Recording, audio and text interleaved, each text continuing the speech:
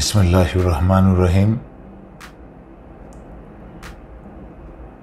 অধিকার আদায়ে ও স্বাধীনতা আদায়ে সংগ্রামরত সংগ্রামী ছাত্রছাত্রী ভাই বোনেরা, আসসালামু আলাইকুম। শুনেছি স্বৈরাচারী শেখ হাসিনা পুরাতন বিমানবন্দর দিয়ে দেশ ছেড়ে পালাচ্ছে। স্বৈরাচারী শেখ হাসিনাকে জীবিত অবস্থায় দেশ ছেড়ে পালাতে দেওয়া যাবে না। তাকে যেভাবে ছাত্রলীগের নেত্রীকে চুল ধরে টেনে আপনারা শিক্ষা দিয়েছেন, এই স্বৈরাচারী, এই শয়তান, এই জাহান্নামের আগুনের শয়তানকে টেনে ছিঁড়ে ঢাকা শহরের রাস্তায় রেখে দিবেন। একে দেশ থেকে বাইরে যেতে দিবেন না। এর জীবিত অবস্থায় এই দেশের মাটি থেকে বিচার করতে হবে। 15 বছরের সকল অন্যায় অত্যাচার সুদে আসলে করায় গণ্ডায় বুঝে নিতে হবে, এবং তা বুঝে নিতে হবে আপনাদেরকেই। এই কোনো বিষয়ে আপনারা কোনো তথাকথিত রাজনৈতিক ব্যক্তিবর্গের অতীতে ব্যর্থ হওয়া কোনো ব্যক্তিবর্গের কোনো উপদেশ বা আদেশ শুনবেন না।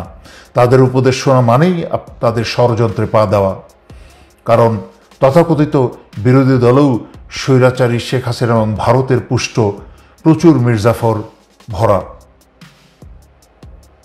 বঙ্গভবন, গণভবন এবং প্রধানমন্ত্রীর কার্যালয় দখলে নেওয়ার পরে সারা বাংলাদেশে আওয়ামী এমপি, মন্ত্রী এবং রাজনৈতিক নেতাদের বাড়িঘর ঘেরাও করতে হবে এবং দখল করতে হবে।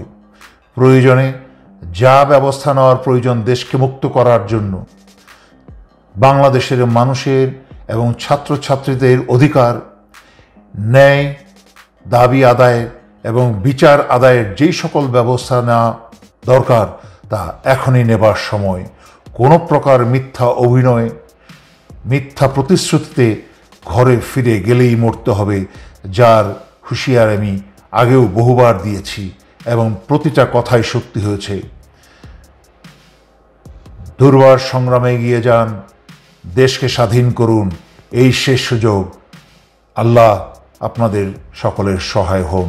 হাতে সর্বদা লাঠি, বাঁশ, ব্যাগ ভর্তি পাথর, ইটের টুকরা যা পারেন সবসময় বহন করবেন, এবং তৈলযুক্ত কিছু পদার্থ বহন করবেন। প্রয়োজনে জ্বালিয়ে দিবেন, উড়িয়ে দিবেন। যখনই ছাত্ররা আন্দোলনে থাকবে, মনে রাখবেন আশেপাশের বিশ্ববিদ্যালয় এবং আশেপাশের ঢাকা শহরের এবং বিভিন্ন জেলা শহরে যত দালান আছে, সেই দালানের উপরেও ছাত্রদের স্বাধীনতাকামী, মুক্তিকামী, অধিকার আদায়রত ছাত্রছাত্রীদের আরও দলগুলা ছাদের উপরে অবস্থান নেবেন, ইট পাটকেল যা পারেন হাতে নিয়ে, যেন সরকারি খুনি বাহিনী যখনই আসবে সম্মুখ থেকে রাস্তার ছাত্ররা আক্রমণ করবে আর উপর থেকে আপনারা আক্রমণ করবেন সেই আবাবিলের মতো। দেখেন তারপর আল্লাহর রহমতে কিভাবে সমস্ত পরিস্থিতির মোড় নিতে শুরু করে এবং স্বাধীনতার হাসি বাংলাদেশে আসতে আবার ফুটতে শুরু করে।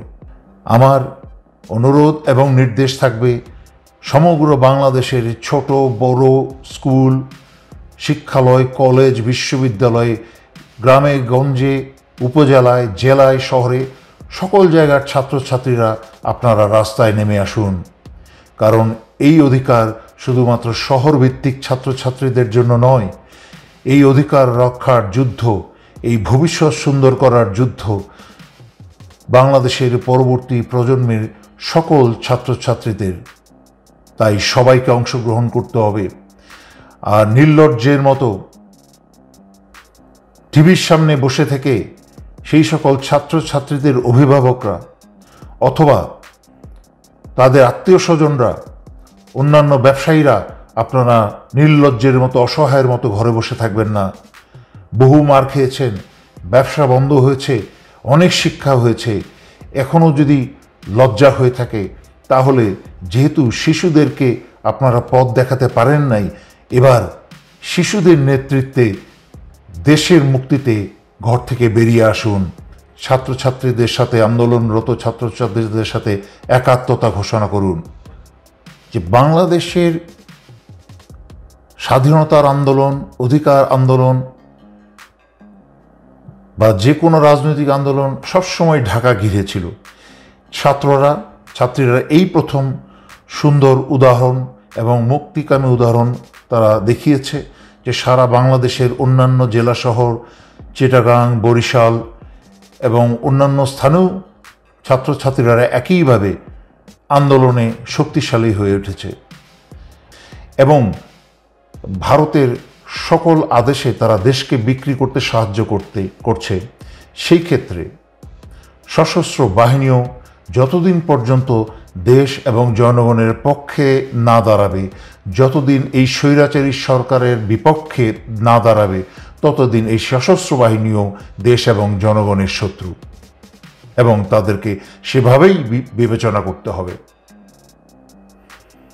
যখনই কোনো ইউনিফর্মধারী আপনাদের শিক্ষালয়ের কাছে আসবে, তারা যেন সুস্থভাবে ফেরত না যেতে পারে, তাদেরকে অসুস্থভাবে ব্যারাকে ফেরত পাঠাবেন। আমি দেখেছি কিভাবে র্যাবের গাড়ি জীবন্ত ছাত্রদের গায়ের উপর দিয়ে চালিয়ে দেওয়া হয়েছে এবং তার পরবর্তীতে যেই যুদ্ধ শুরু হয়েছে,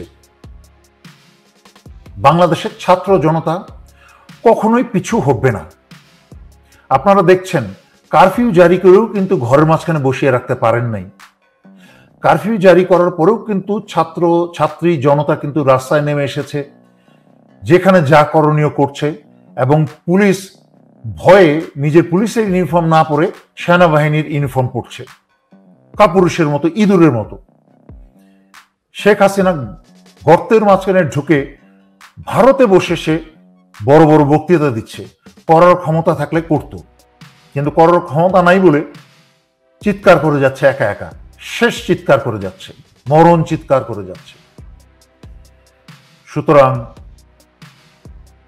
এই আন্দোলন চলতে চলতে সশস্ত্র বাহিনী যদি এরকম নীরব দর্শকের ভূমিকা পালন করে, খুব শীঘ্রই একটা গৃহযুদ্ধে পরিণত হবে। তাই সশস্ত্র বাহিনীকে বলছি, আপনারা বিদ্রোহ ঘোষণা করে ক্ষমতা নিয়ে নিন, অথবা আইনগতভাবে দেশের বর্তমান পরিস্থিতিতে বাংলাদেশের স্বার্থ, সার্বভৌমত্ব, স্বাধীনতা এবং জনতার জীবন রক্ষার্থে আপনারা জরুরি অবস্থা জারি করুন।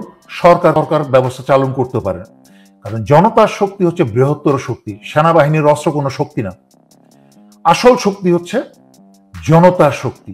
আর জনতার দেওয়ার পয়সাই কিন্তু এই সেনাবাহিনী এবং তার অস্ত্রশস্ত্র, গোলা বারুদ এবং তাদের রেশন। সারা দুনিয়ার দৃষ্টিতে কিন্তু ইতিমধ্যে সশস্ত্র বাহিনী এসেছে। তাদের প্রশ্নবিদ্ধ, তাদের জঘন্য রকম চরিত্রের ভূমিকা যেটা করছে, নীরব দর্শকের ভূমিকা পালন করছে এবং দাঁড়িয়ে দেখছে শিশুদের হত্যা করছে হাসিনার গুন্ডা, এটা দুনিয়া দেখছে। এবং শুধু তাই না, সশস্ত্র বাহিনী জাতিসংঘের অনুমতি ছাড়াই জাতিসংঘের পিস মিশনের এপিসি রাস্তায় নামিয়েছে, যেটা মিসইউজ অফ ইউএন প্রপার্টিস। এবং যেই চুক্তি বাংলাদেশ এবং জাতিসংঘের মাঝখানে যেই চুক্তি আছে, সেই চুক্তি ভঙ্গ করে একটা গুরুতর অপরাধ করেছে। এবং সর্বোপরি যেই বাংলাদেশ সশস্ত্র বাহিনী সুনাম অর্জন করেছিল অন্য দেশের যুদ্ধগ্রস্ত অথবা অশান্ত এলাকায় গিয়ে শান্তি ফিরিয়ে নিয়ে আসার, সেই সশস্ত্র বাহিনী তার সেই পুরনো গৌরব এবং অর্জন স্বৈরাচারী হাসিনাকে বাঁচাতে গিয়ে সম্পূর্ণ ধূলিসাৎ করে দিয়েছে।